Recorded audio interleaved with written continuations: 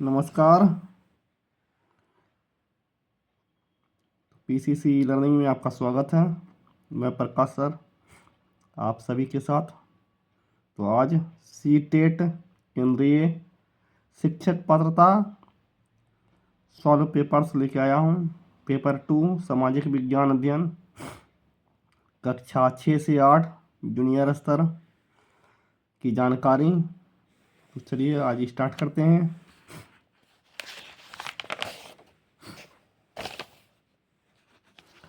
तो विषय सूची है जिसमें सीटेट सॉल्व पेपर कक्षा 6 से 8, जिसमें आप लोगों को प्रीवियस ईयर की जानकारी है।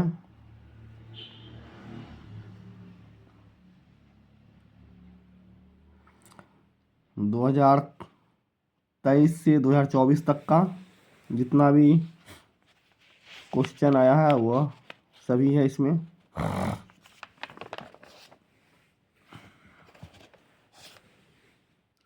इसके बाद अगला जो नेक्स्ट पेज है उसमें आपका 2015 से 2022 तक का है।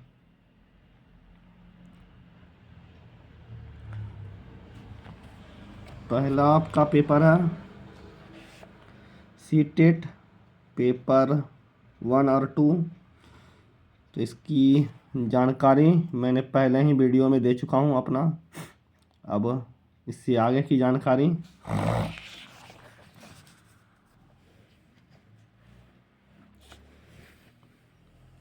इसमें आपका 5 प्रश्न हो चुका था। तो अब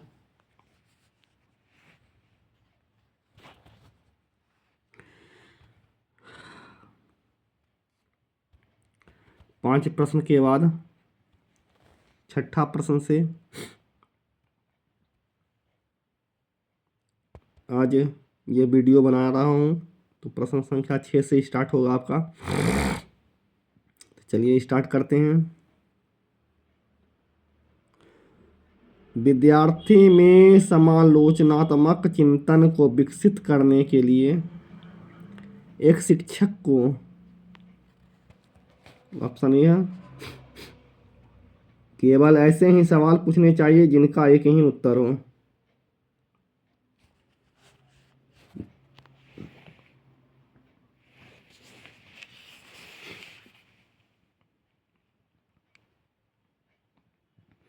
दूसरा है ऑप्शन, विद्यार्थियों को उनके संदेह और सवाल पूछने के लिए हतोत्साहित करना चाहिए।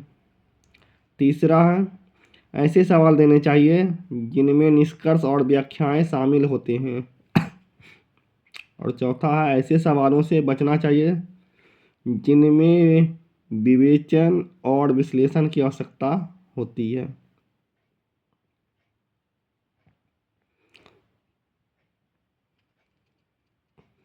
तो इसका सही जवाब है ऑप्शन 3, ऐसे सवाल देने चाहिए जिनमें निष्कर्ष और व्याख्या शामिल होते हैं। चलिए इसकी व्याख्या करते हैं हम लोग।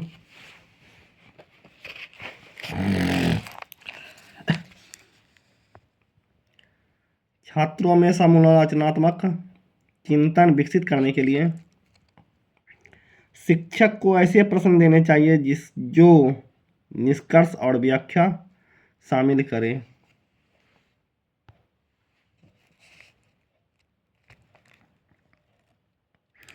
ऐसे प्रश्न छात्रों को केवल तथ्यों को याद करने के स्थान पर विश्लेषण, तर्क और अवधारणाओं को गहराई से समझने के लिए प्रोत्साहित करते हैं। यह दृष्टिकोण विश्लेषणात्मक कौशल को बढ़ावा देता है और सामग्री की गहरी समझ को प्रोत्साहित करता है।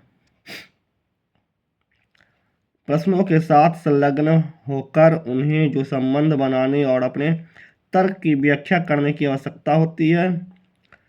छात्र अधिक समालोचनात्मक और स्वतंत्र रूप से सोचने की सीखते हैं।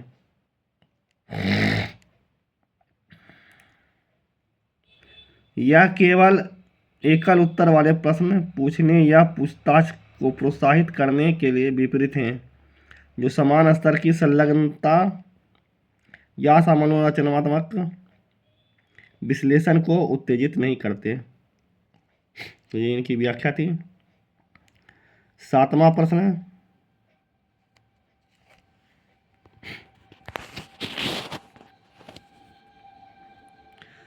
एक शिक्षिका स्वयं से पूछती है, मैंने ऐसे अनुभव कैसे प्रदान कर सकती हूँ जिसमें छात्रों को पर्यावरण के विभिन्न प्रकार की वस्तुओं को वर्गीकृत करने और उनके वर्गीकरण के स्कीमों का विश्लेषण करने की आवश्यकता है। वह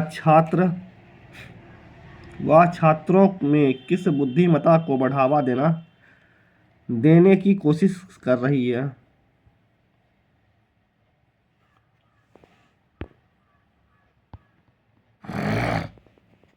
ऑप्शन ए भाषाई बुद्धिमत्ता, पहला ऑप्शन है। दूसरा ऑप्शन है अंत व्यक्तित्व बुद्धिमत्ता, तीसरा है प्राकृतिक बुद्धिमत्ता और चौथा है शारीरिक गति संवेदी बुद्धिमत्ता। तो इसका सही जवाब है तीसरा, प्राकृतिक बुद्धिमत्ता। चलिए तो इसका व्याख्या करते हैं। शिक्षिका प्राकृतिक बुद्धिमत्ता को बढ़ावा देने की कोशिश कर रही है।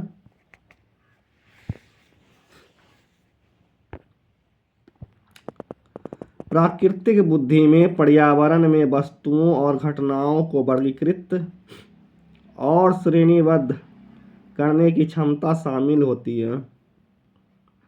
छात्रों को विभिन्न प्रकार की वस्तुओं को वर्गीकृत करने और उनकी वर्गीकरण योजनाओं का विश्लेषण करने के लिए अनुभव प्रदान करके शिक्षक या प्राकृतिक दुनिया को समझने और उसके साथ बातचीत करने से संबंधित कौशल को बढ़ावा दे रहे हैं। भाषाई बुद्धिमत्ता भाषा का प्रभावी ढंग से उपयोग करने की क्षमता से संबंधित है, जिसमें पढ़ने, लिखने और बोलने जैसे कौशल शामिल हैं। अंतर्व्यक्तिगत बुद्धिमत्ता दूसरों के साथ प्रभावी ढंग से समझने और बातचीत करने से संबंधित है। शारीरिक गति संवेदी बुद्धिमत्ता में गतिविधियों के लिए अपने शरीर का प्रभावी ढंग से उपयोग करना शामिल है, जैसे नृत्य, खेल या हाथों के काम आदि।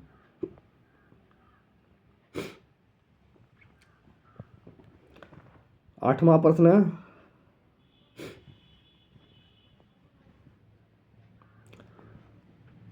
महारत प्राप्त करने के लक्ष्य निर्धारित करने से छात्र की अभिप्रेरणा और योग्यता के बारे में विचार कैसे प्रभावित होते हैं। पहला ऑप्शन है, यह प्रायः योग्यता के स्थिर दृष्टिकोण से बढ़ी हुई आंतरिक अभिप्रेरणा और विश्वास को दर्शाता है। दूसरा है, यह प्रायः योग्यता के वृद्धिशील दृष्टिकोण में बढ़ी हुई आंतरिक अभिप्रेरणा और विश्वास को दर्शाता है। तीसरा है, यह प्रायः योग्यता के स्थिर दृष्टिकोण में बढ़ी हुई बाहरी अभिप्रेरणा और विश्वास को दर्शाता है। चौथा है, यह प्रायः योग्यता के वृद्धिशील दृष्टिकोण में बढ़ी हुई बाहरी अभिप्रेरणा और विश्वास को दर्शाता है। व्याख्या है, तो इसका सही जवाब है ऑप्शन 2, यह प्रायः योग्यता के वृद्धिशील दृष्टिकोण में बढ़ी हुई आंतरिक अभिप्रेरणा और विश्वास को दर्शाता है। ऑप्शन दूसरा सही जवाब है इसका। चलिए इसकी व्याख्या देखते हैं।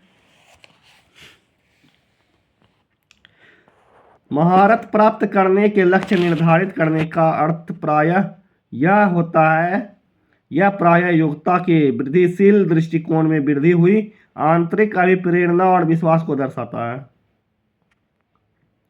आंतरिक प्रेरणा महारत के लक्ष्य बाहरी पुरस्कार या तुलना के बजाय सीखने और आत्मसुधार पर ध्यान केंद्रित करते हैं।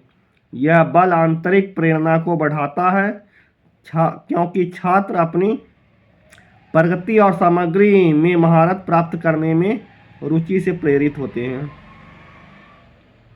योग्यता का वृद्धिशील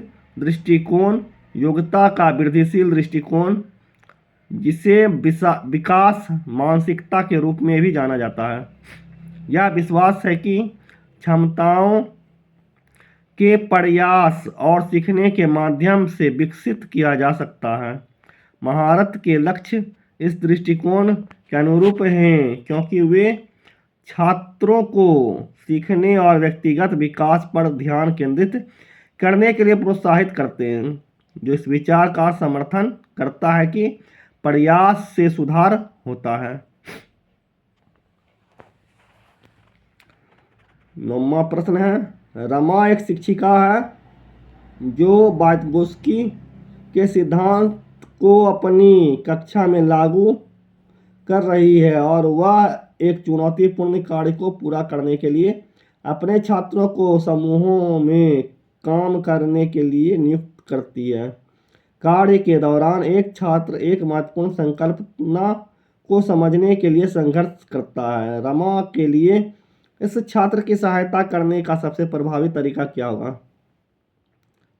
तो पहला है, छात्र को समस्या का उत्तर प्रदान करें ताकि समूह आगे बढ़ सके। दूसरा है, छात्र को समस्या को स्वयं हल करने का प्रयास करने के लिए प्रोत्साहित करें। तीसरा है, छात्र को एक अलग कार्य सौंपे जो उसकी योग्यताओं के अनुकूल हो। चौथा है, छात्र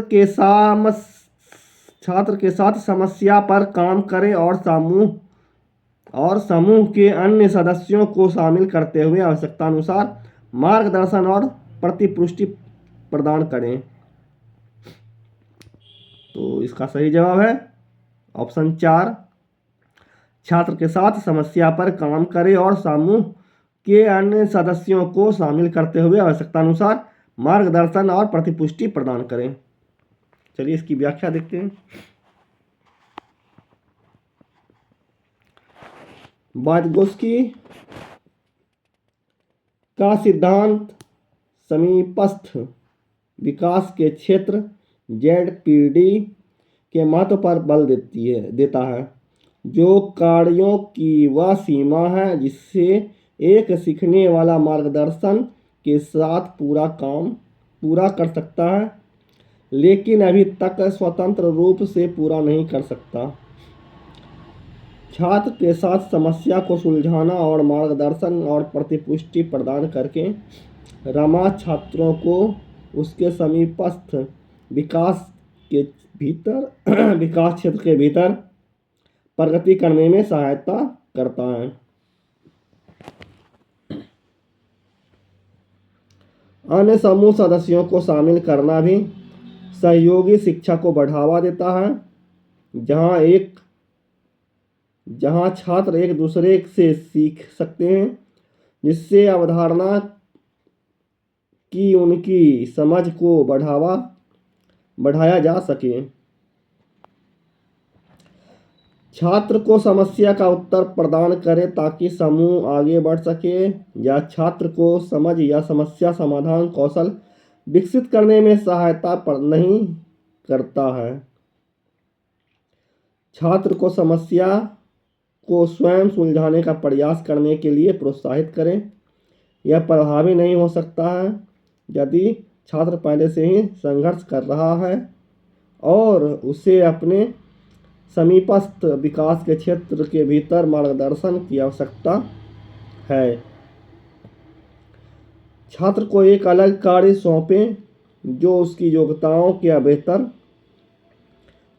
के लिए बेहतर अनुकूल हो या वर्तमान चुनौती का सामना नहीं करता है और छात्रों को प्रमुख अवधारणा की समझ में प्रगति करने में सहायता नहीं करता है।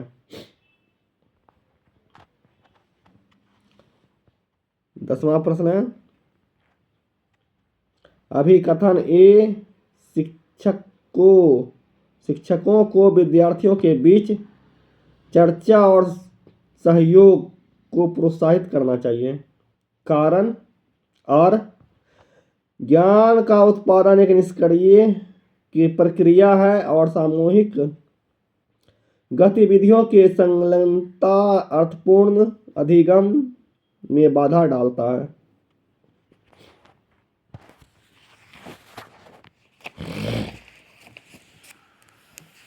ऑप्शन 1 ए और 2 दोनों सही है तथा आर ए की सही व्याख्या करता है। ऑप्शन 2 ए और आर दोनों सही है परंतु आर ए की व्याख्या नहीं करता है। ऑप्शन 3 ए सही है किंतु आर गलत है। ऑप्शन डी ए और आर दोनों गलत है। तो इसका सही जवाब है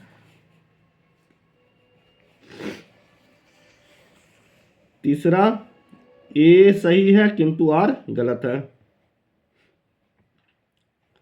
चलिए इसकी व्याख्या करते हैं। ए अभिकथन ए शिक्षकों को विद्यार्थियों के बीच बहस, चर्चा और सहयोग की प्रोत्साहित करता है। यह सही है क्योंकि ये गतिविधियां सक्रिय सीखने, आलोचनात्मक सोच और गहरी समझ को बढ़ावा देती है। संयोगात्मक शिक्षा छात्रों को अपने विचारों को व्यक्त करने, विभिन्न दृष्टिकोण पर विचार करने और विषय वस्तु पे अधिक व्यापक समझ बनाने में सहायता करती है। कारण ज्ञान उत्पादन एक निष्क्रिय प्रक्रिया है और समूह गतिविधियों में संलग्नता अर्थपूर्ण अधिगम में बाधा डालता है। गलत है क्योंकि ज्ञान उत्पादन एक सक्रिय प्रक्रिया है और समूह गतिविधियों में शामिल होना सार्थक सीखने को बाधित करने के बजाय उसे बढ़ाता है। बहस और चर्चा जैसी समूह गतिविधियां सक्रिय अधिगम के लिए आवश्यक है क्योंकि वे छात्रों को ज्ञान के निर्माण और उस पर बातचीत करने की प्रक्रिया में शामिल करती है, जो आधुनिक शैक्षिक सिद्धांतों से मेल खाता है, जो अधिगम में अंतःक्रिया और सहयोग के महत्व पर बल देता है। 11वां प्रश्न,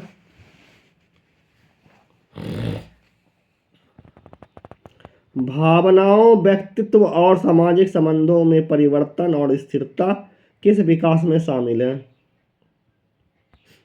ऑप्शन 1 व्यक्तित्व विकास, ऑप्शन बी भावात्मक विकास, ऑप्शन सी मनोसामाजिक विज्ञान और ऑप्शन डी संज्ञानात्मक विकास। तो इसका सही जवाब है ऑप्शन 3 मनोसामाजिक विकास। चलिए इसकी व्याख्या करते हैं। भावनाओं, व्यक्तित्व और सामाजिक संबंधों में परिवर्तन और स्थिरता मिलकर मनोसामाजिक विकास का निर्माण करते हैं। मनोसामाजिक विकास में किसी व्यक्ति के पूरे जीवन में भावात्मक विनियमन, व्यक्तित्व लक्षण और सामाजिक संबंधों में परिवर्तन और स्थिरता शामिल होती है। इसमें मनोवैज्ञानिक प्रक्रियाओं और सामाजिक प्रभावों के बीच का परस्पर प्रभाव शामिल होता है, जो यह बताता है कि व्यक्ति इन क्षेत्रों में कैसे विकसित होते हैं और अनुकूलन करते हैं। तो आज के लिए इतना ही, फिर अगला नेक्स्ट वीडियो में हम देखेंगे। तो धन्यवाद। और आपको यह वीडियो कैसा लगा कमेंट में ज़रूर बताएंगे। नेक्स्ट वीडियो फिर अपलोड होगा इसके आगे का। तो हमारे चैनल से जुड़े रहने के लिए चैनल को सब्सक्राइब करें, लाइक करें, कमेंट करें। चलिए बहुत बहुत धन्यवाद।